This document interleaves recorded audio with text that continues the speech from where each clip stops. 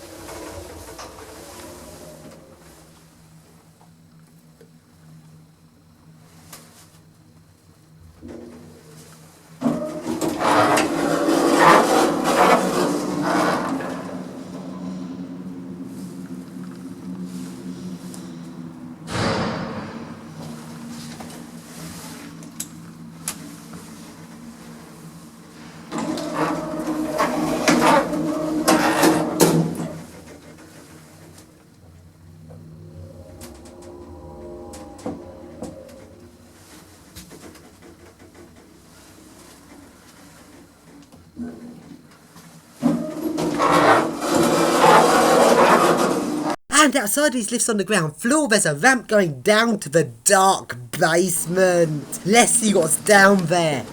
And what's this? Looks like a light switch. It is! Right then, let's see what's down in the basement. Spooky!